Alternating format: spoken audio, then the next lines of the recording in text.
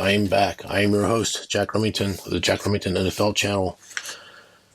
Didn't do too good last week. 2 wins, 2 losses in the no win, or what's it called, the no contest. They canceled the game between the Bills and the Bengals.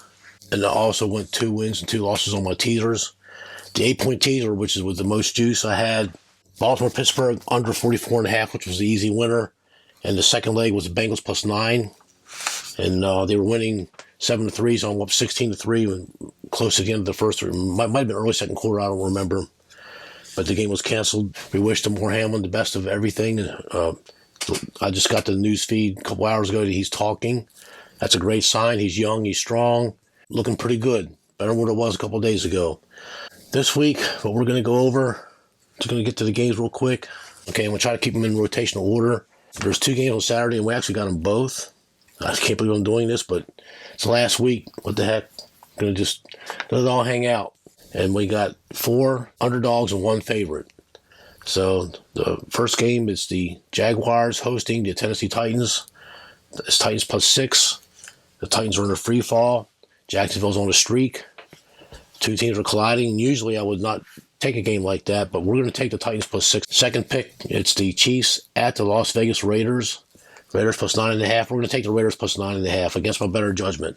The Kansas City did cover a road game, at Seattle a couple weeks ago, and everybody kept saying they couldn't cover games. Well, they covered one. I mean, they covered this one too. They had the Raiders clearly beaten badly at Las Vegas when they played last time, but the Raiders got 10 points late and got it within 1 point. There was a turnover, if I can remember right, and one for that turnover, the Chiefs covers by 8. Game number 3, it's the Seattle Seahawks hosting the Los Angeles Rams.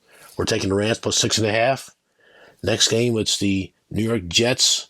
Well, here it's a road favorite when Fishzhangs copycat line was put out here a couple days ago on the 4th at 4:48 p.m. I'm assuming that's Eastern Standard Time. It's Miami minus 2. Miami is the favorite now.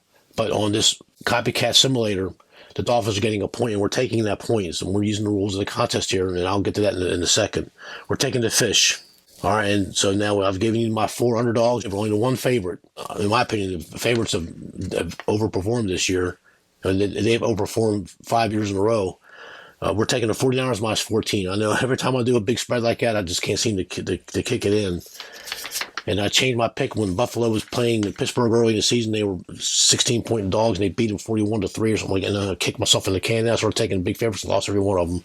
And I'll do meet every one of them. I gave you the 5 picks. Now let's talk about the reasoning. There's some of you that like to hear another handicapper's reasoning why he's picking a certain game, and this might help you if you're on the fence to decide.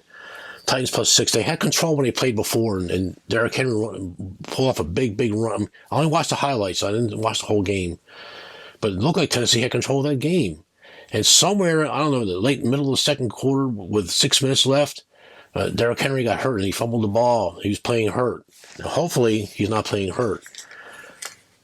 I made a video a few weeks ago, and if you can go back and you can find it, it's done. I didn't take it down yet. I talked about how all of a sudden Tennessee was everybody's darling. I said, that's why I'm going to start fading them. Well, I should have listened to my own advice, and I didn't. They cost me a couple of losses, but I did fade them a couple of times. I got to pick up some easy wins. And then there was a firing of that general manager. And then I heard something just yesterday that there's still some more turmoil, and there's some problems with Tennessee. And you know what? There's also an unsubstantiated rumor that Tennessee Titans head coach Mike Vrabel, who I think is an excellent coach, and he's a Bill Belichick disciple. He's special teams and defense first, but he's on the hot seat, and this could be his last game. It's unsubstantiated rumors. Don't go around telling everybody the spaceman said that he's going to lose his job. The way I heard it, the way I read it, I did some research, and there's some truth to that, but it's still unsubstantiated, even one of the sources I got online through the mainstream media. The Las Vegas Raiders plus 9.5. There's a sports bar, and there's 3 of them in Ventura County called Cronies. That's where I hang out half the season when I'm going to Vegas every weekend. The son-in-law from Pittsburgh, Sam, I've known him for 30 years, and he was a customer of ours at the casino. So his son-in-law runs all the Cronies, and I make sure I don't bring any gambling with me. But they all know who I am, and they know what I do. Just trust me, they do. So I went to sit down there one time in Cronies, and they were. I said, "Where's the Patriots game?" And they have TVs, and they have all the games. And well, the Patriots, we only got it on the one screen, and it's behind you. So I turned my head to start watching the game, and Jared Stidham, this quarterback for the Raiders now, He threw this, and it threw the most ugly pick six I've seen in my life. And I thought, that's the guy that they got in there. And the team scored. I can't even remember who the team was. I was so upset. And so I lost that bet. And New England didn't even win the game. They lost badly. They got the ball back, and his very next pass, it should have been another pick six, but the guy dropped it. I thought, that's just... I mean, when you're an actor or an actress or a stand-up comedian or a singer or performer, there's an old saying in the Hollywood Hills, don't let them see you until you're ready. What that means is if you stumble or if you're sweating or if you're doing something, you stutter, I have a speech impediment. But if you have something like that, they'll never book you. And you could improve for 5 straight years, they'll never book you. You're done. Don't let them see you before you're ready. That's how I feel about Jared Stidham. I felt this way about Hasselbeck, the quarterback for Seattle. He didn't say anything. The very first time I ever saw him throw a pass was a pick six. And I just couldn't get that out of my mind. I thought, this is an NFL quarterback? But to his credit, Hasselbeck improved. And Trent Dilfer's another one. The first time I saw him, he was horrible. But he played a very high level when he won the Super Bowl with the Ravens. But this Jared Stidham, I just cannot get over that. And he looked horrible. And they're making a big deal about him because he put up some points against the 49ers. Well, 49ers just threw the helmets on the field.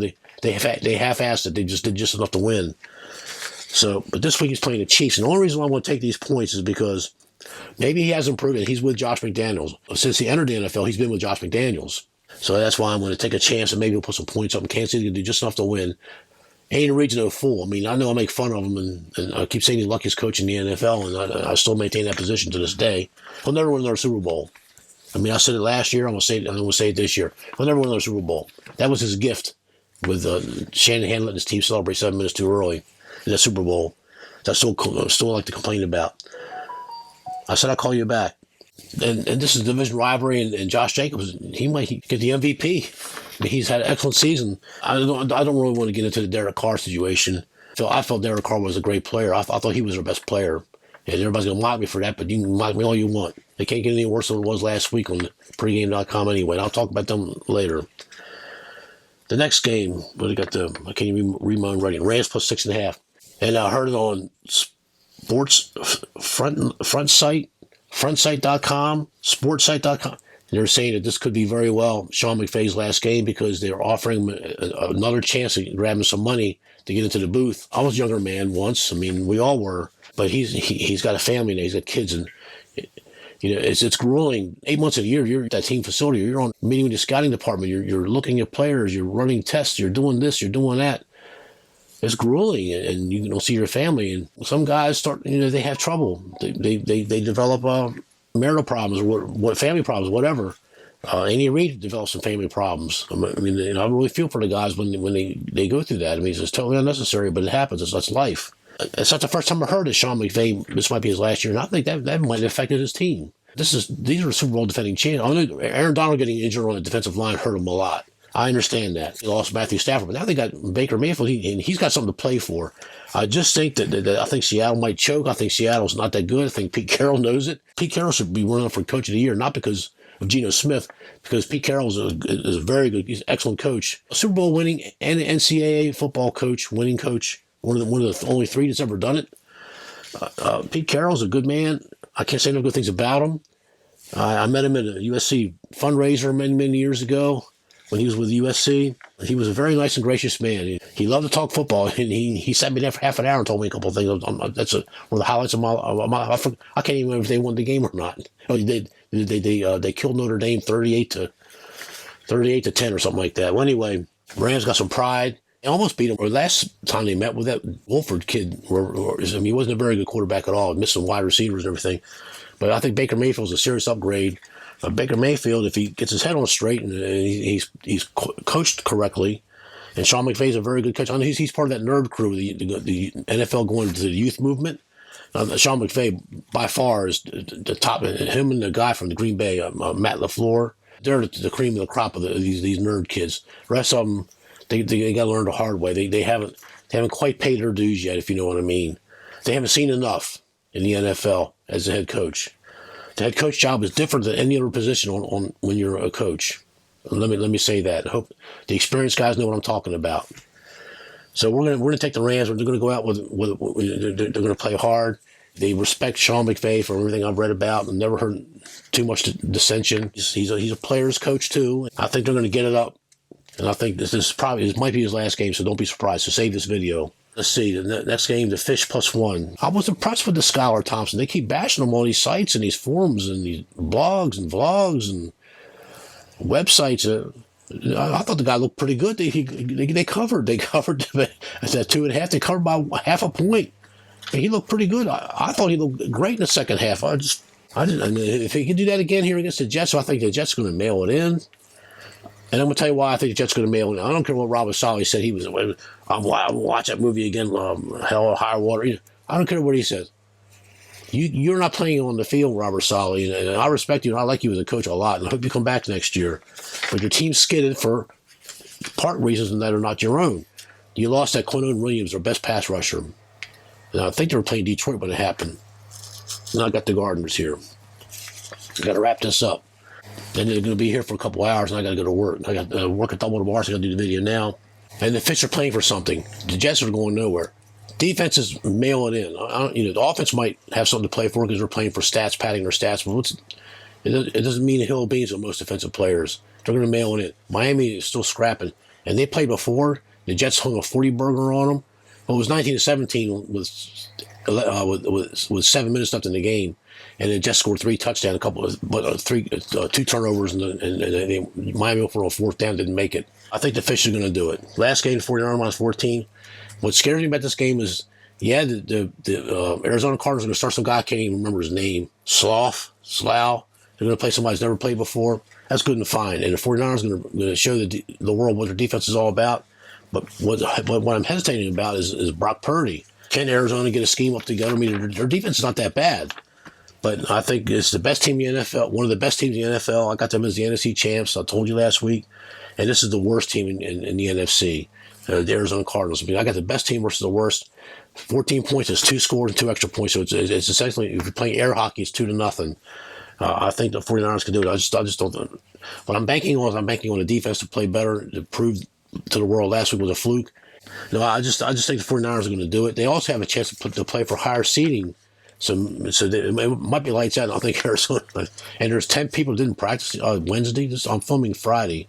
It's the last week. What's it matter? I can't win the contest, but I want to place in the top 10 if I possibly can. The teasers, because I got a no contest, we're going to have one extra teaser. So let's go through the teasers really quick. 6-point teaser.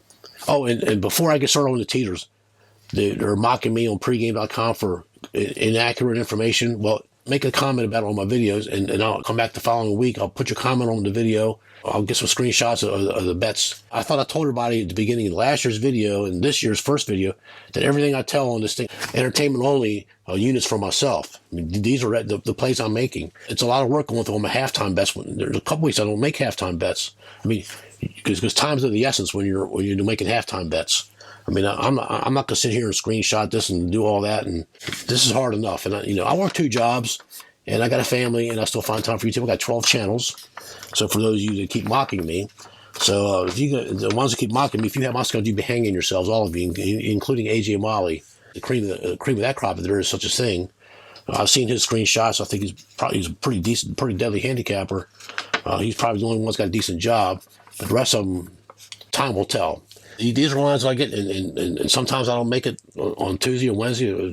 I made 2 of the things today because the lines are now in my favor. Then I pulled the trigger. 6-point teaser, leg 1, Jacksonville off the points. I'm actually trying to get cute here and pull middle here. If I'm wrong on Tennessee Titans from my contest here, I'm going to get to Jacksonville, knock the points off, and get a win that way. And it's the over 46.5 for the Kansas City Oakland Raider. When you hear me say Oakland Raiders, it's the Las Vegas Raiders. I just keep forgetting.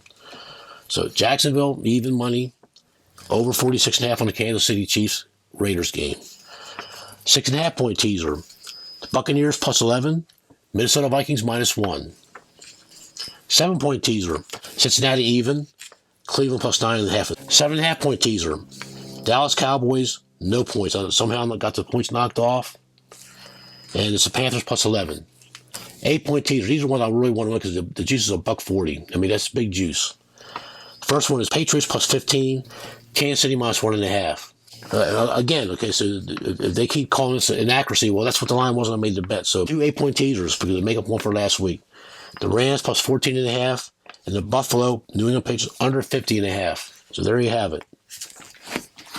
Close the video out with pregame.com.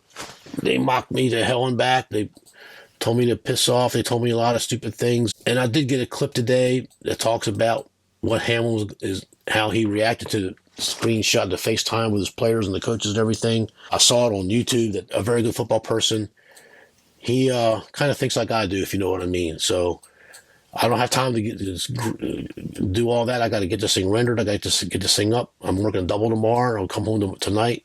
I'll be dead tired. But the time has passed you by, my brother. Past your time, spaceman. Very out of touch with anything football, gambling related or otherwise.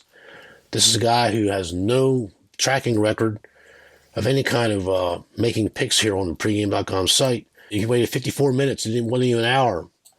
Anytime, anywhere, my spacey friend, how would you like to put in escrow and see how bad my NFL handicapping is? Winner take all. 5 games per week like a circuit contest. Let's see how excited you are to put when you wonder where your mouth is. We'd like to think that someone would have either posted or privately messaged this guy or messaged him and tell him, we're week 18. Are you talking about next year? Because if he's going to really do this, I'm putting this on the world to see. I'm going to do this. I'll go to my little bank and I'll yank out some money, and it's not going to be $500 either. Just get his ass up here at the Las Vegas Hilton, and I'll make sure I got everybody as witnesses and everything. I'll get permission to get a film crew, and we can do this. I mean, you really want to do this? I'm on. I'm game for it. You think you're going to put the spaceman down like that? You're been in for a rude awakening, my friend. Well, hopefully you can match the money. How about, let's say 2,000. Let's start with something small. If you can come up with more and you want to do more, let me know. Now, I'm putting this on the video for the world to see. So I can't back down. And the people that know me know I won't back down. So be careful what you wish for. You just might get it. I don't even care if you win or not. I'm going to put you to the test. You put the challenge out there, I'm going to meet that challenge.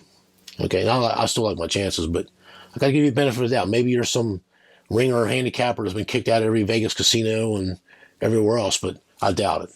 I got the protected species, the Florida Panther Tuvalu silver dollar coin, proof 69 as my avatar. You got the Beavis and Butthead. So that kind of says a lot. So that's good and fine. But you want to put this challenge out there, you need to be careful. I'm going to have to teach you a lesson. The old man's got to school you. If you can come up with 5,000, let me know. You want to do 10? Let me know. You want to do 20? Let me know. If you want to do 50,000, let me know. I'm serious. You put this challenge out there, I better screenshot this so you can't delete this thing. Okay. So you want this? You wanted it? Hey, you got it. And I'm going to hound your ass too. And I'm not going to let you forget it. RJ Bell might kick me off for this. That's fine. What do you think is the first thing I got kicked off of? So it won't be the last. Enjoy the game. Stay within your means. I am still going to make a separate video about this pregame.com bullshit, so I'm going to take care of that too. We'll see where the chips fall where they may. Stay within your means, except for Cornville 12. I'm going to try to get him to get out of his comfort zone. Do you think it's the first time I've done this? Well, anyway, always got dating me American. Thank you. Stay tuned for the next video. Enjoy the games. Happy New Year. See you next time. Thank you.